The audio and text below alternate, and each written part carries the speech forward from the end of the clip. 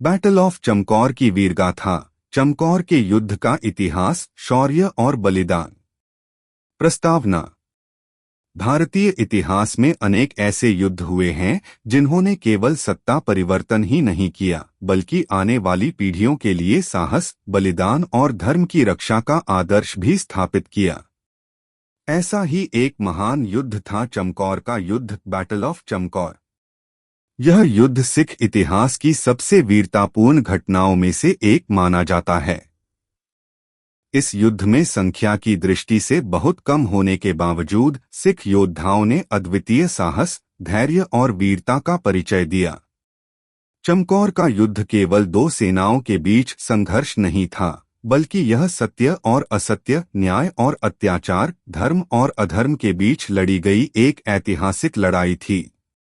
इस युद्ध में सिखों के 10वें गुरु, गुरु गोबिंद सिंह जी महाराज, उनके बड़े साहिबजादे साहिबजादा अजीत सिंह जी, साहिबजादा जुझार सिंह जी तथा लगभग 40 समर्पित सिख योद्धाओं ने हजारों मुगल सैनिकों और पहाड़ी राजाओं की संयुक्त सेना का अद्भुत साहस के साथ सामना किया। यह युद्ध दिसंबर 1704, कुछ ऐतिहासिक स्रोत 1705 का उल्लेख करते हैं, में पंजाब के चमकौर साहिब में लड़ा गया।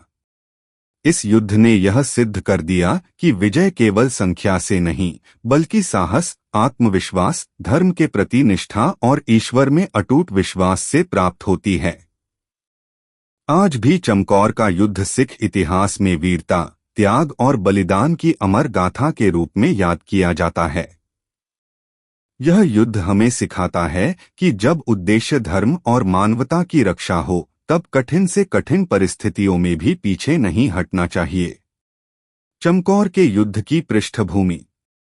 चमकौर के युद्ध को समझने के लिए उस समय की परिस्थितियों को जानना आवश्यक है। 17वीं शताब्दी के अंत में भारत पर मुगल सम्राट औरंगजेब का शासन था। उसके शासनकाल में धार्मिक असहिष्णुता बढ़ रही थी। अनेक स्थानों पर लोगों पर धार्मिक दबाव डाला जा रहा था और जबरन धर्म परिवर्तन के प्रयास किए जा रहे थे। इस अन्याय के विरुद्ध सिख गुरुओं ने सदैव आवाज उठाई। गुरु गोबिंद सिंह जी के पिता गुरु तेग बहादुर जी ने धार्मिक स्वतंत्रता की रक्षा के लिए अपना सर्वोच्च बलिदान दिया। उनके बलिदान ने गुरु गोबिंद सिंह जी को यह प्रेरणा दी कि अन्याय के सामने झुकना नहीं चाहिए।